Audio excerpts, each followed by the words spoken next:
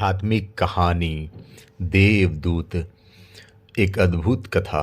भगवान जो करते हैं अच्छे के लिए करते हैं। मृत्यु के देवता यमराज ने अपने एक दूत को पृथ्वी पर भेजा। एक स्त्री मर गई थी, उसकी आत्मा को लाना था। देवदूत आया लेकिन चिंता में पड़ गया, क्योंकि 3 छोटी छोटी लड़कियां जुड़वा, एक अभी भी उस मृत स्त्री के स्तन से लगी है। एक चीख रही है, पुकार रही है, एक रोते रोते सो गई है। उसके आंसू उसकी आंखों के पास सूख गए हैं। 3 छोटी जुड़वा बच्चियां और स्त्री मर गई है और कोई देखने वाला नहीं है। पति पहले मर चुका है, परिवार में और कोई भी नहीं है। इन 3 छोटी बच्चियों का क्या होगा? उस देवदूत को यह ख्याल आ गया तो वह खाली हाथ वापस लौट गया। उसने जाकर अपने प्रधान को कहा कि मैं ना ला सका, मुझे क्षमा करें, लेकिन आपको स्थिति का पता ही नहीं है। 3 जुड़वा बच्चियां हैं, छोटी छोटी, दूध पीती।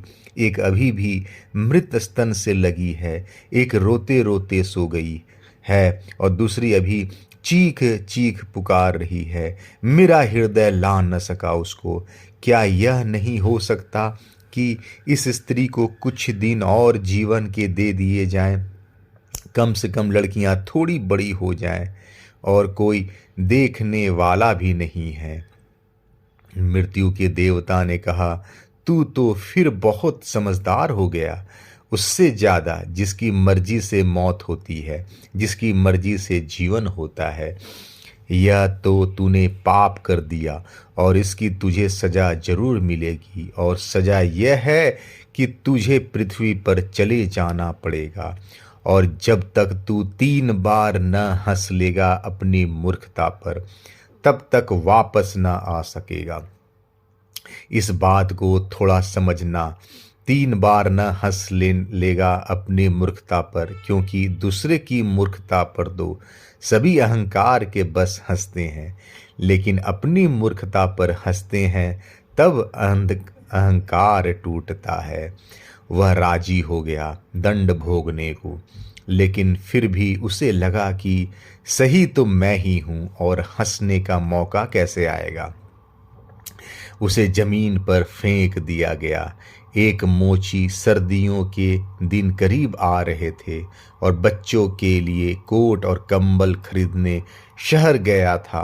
कुछ रुपये इकट्ठे करके जब वह शहर जा रहा था तो उसने राह के किनारे एक नंगे आदमी को पड़े हुए ठिठुरते हुए देखा। वह नंगा आदमी वही देवदूत था जो पृथ्वी पर फेंक दिया गया था। उसको दया आ गई और बजाय अपने बच्चों के लिए कपड़े खरीदने के, उसने इस आदमी के लिए कंबल और कपड़े खरीद लिए। इस आदमी को कुछ खाने पीने को भी न था, घर भी न था, छप्पर भी न था जहाँ रुक सके। तो मोची ने कहा कि अब तुम मेरे साथ ही आ जाओ, लेकिन अगर मेरी पत्नी नाराज हो, जो कि वह निश्चित होगी, क्योंकि बच्चों के लिए कपड़े खरीदने लाया था, वह पैसे तो खर्च हो गए, वह अगर नाराज हो, चिल्लाए, तो तुम परेशान मत होना, थोड़े दिन में सब ठीक हो जाएगा। उस देवदूत को लेकर मोची घर लौटा। न तो मोची को पता है कि देवदूत घर में आ रहा है, न पत्नी को पता है। जैसे ही देवदूत को लेकर मोची घर पहुंचा, पत्नी एकदम पागल हो गई, बहुत नाराज हुई, बहुत चीखी चिल्लाई, और देवदूत पहली दफा हंसा। मोची ने उससे कहा, हंसते हो, बात क्या है? उसने कहा, मैं जब 3 बार हंस लूंगा तब बता दूंगा। देवदूत हंसा पहली बार, क्योंकि उसने देखा कि इस पत्नी को पता ही नहीं कि मोची देवदूत को घर में ले आया है, जिसके आते ही घर में हजारों खुशियां आ जाएंगी। लेकिन आदमी देखे ही कितनी दूर तक सकता है। पत्नी तो इतना ही देख पा रही है कि एक कंबल और बच्चों के कपड़े नहीं बचे।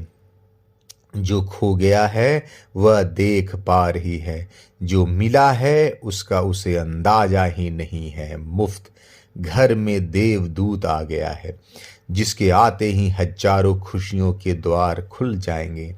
तो देवदूत हंसा, उसे लगा अपनी मूर्खता, क्योंकि यह इसकी पत्नी भी नहीं देख पा रही कि क्या घट रहा है। जल्द ही, क्योंकि वह देवदूत था, 7 दिन में ही उसने मोची का सब काम सीख लिया और उसके जूते इतने प्रसिद्ध हो गए कि मोची महीनों के भीतर धनी होने लगा। आधा साल होते होते तो उसकी ख्याति सारे लोक में पहुंच गई कि उस जैसा जूते बनाने वाला कोई भी नहीं है, क्योंकि वह जूते देवदूत बनाता था। सम्राटों के जूते वहां बनने लगे, धन अपरंपार बरसने लगा। एक दिन सम्राट का आदमी आया और उसने कहा कि यह चमड़ा बहुत कीमती है, आसानी से मिलता नहीं, कोई भूल चूक नहीं करना। जूते ठीक इस तरह के बनने हैं, और ध्यान रखना जूते बनाने हैं, स्लीपर नहीं, क्योंकि रूस में जब कोई आदमी मर जाता है तब उसको स्लीपर पहनाकर मरघट तक ले जाते हैं। मोची ने भी देवदूत को कहा कि स्लीपर मत बना देना, जूते बनाने हैं, स्पष्ट आज्ञा है, और चमड़ा इतना ही है, अगर गड़बड़ हो गई तो हम मुसीबत में फंसेंगे। लेकिन फिर भी देवदूत ने स्लीपर ही बनाए। जब मोची ने देखे कि स्लीपर बने हैं तो वह क्रोध से आग बबूला हो गया। वह लकड़ी उठाकर उसको मारने को तैयार हो गया कि तू हमारी फांसी लगवा देगा, और तुझे बार बार कहा था कि स्लीपर बनाने ही नहीं है, फिर स्लीपर किस लिए। देवदूत फिर खिलखिलाकर हंसा। तभी आदमी सम्राट के घर से भागा हुआ आया। उसने कहा, जूते मत बनाना, स्लीपर बनाना, क्योंकि सम्राट की मृत्यु हो गई है। भविष्य ज्ञात है, सिवाय उसके और किसी को ज्ञात नहीं, और आदमी तो अतीत के आधार पर निर्णय लेता है।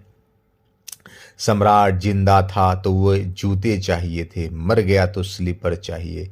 तब वह मोची उसके पैर पकड़कर माफी मांगने लगा, मुझे माफ कर दो, मैंने तुझे मारा। पर उसने कहा, कोई हर्ज नहीं, मैं अपना दंड भोग रहा हूँ। लेकिन वह हंसा आज दोबारा। मोची ने फिर पूछा कि हंसी का कारण। उसने कहा कि जब मैं 3 बार हंस लूँ तब बताऊंगा। दोबारा हंसा, इसलिए कि भविष्य हमें ज्ञात नहीं है, इसलिए हम आकांक्षाएं करते हैं जो कि व्यर्थ है, हम अभिप्साएं करते हैं जो कि कभी पूरी नहीं होगी, हम मांगते हैं जो कभी नहीं घटेगा, क्योंकि कुछ और ही घटना तय है। हमसे बिना पूछे हमारी नियति घूम रही है, और हम व्यर्थ ही बीच में शोरगुल मचाते हैं। चाहिए स्लीपर और हम जूते बनवाते हैं। मरने का वक्त करीब आ रहा है और जिंदगी का हम आयोजन करते हैं। तो देवदूत को लगा कि वे बच्चियां, मुझे क्या पता भविष्य उनका क्या होने वाला है। मैं नाहक बीच में आया और तीसरी घटना घटी कि एक दिन 3 लड़कियां आई जवान। उन तीनों की शादी हो रही थी और उन तीनों ने जूतों के ऑर्डर दिए कि उनके लिए जूते बनाए जाएं। एक बूढ़ी महिला उनके साथ आई थी जो बड़ी धनी थी। देवदूत पहचान गया, ये वही 3 लड़कियां हैं जिनको वह मृत माँ के पास छोड़ गया था और जिनकी वजह से वह दंड भोग रहा है। वे सब स्वस्थ हैं, सुंदर हैं। उसने पूछा कि क्या हुआ, वह बूढ़ी औरत कौन है। उस बूढ़ी औरत ने कहा कि ये मेरी पड़ोसन की लड़कियां हैं। गरीब औरत थी, उसके शरीर में दूध भी न था, उसके पास पैसे लत्ते भी नहीं थे, और तीनों बच्चे जुड़वा वह इन्हीं को दूध पिलाते पिलाते मर गई। लेकिन मुझे दया आ गया, मेरे कोई बच्चे नहीं हैं और मैंने इन तीनों बच्चियों को पाल लिया। अगर माँ जिंदा रहती तो ये तीनों बच्चियां गरीबी, भूख और दीनता और दरिद्रता में पड़ी होती। माँ मर गई, इसलिए ये बच्चियां तीनों बहुत बड़े धन वैभव में, संपदा में पली, और अब उस बूढ़ी की सारी संपत्ति की ये ही तीन मालिक हैं और इनका सम्राट के परिवार में विवाह हो रहा है। देवदूत तीसरी बार हंसा और मोची को उसने कहा कि ये तीन कारण है। भूल मेरी थी, नियति बड़ी है और हम उतना ही देखते हैं जितना देख पाते हैं।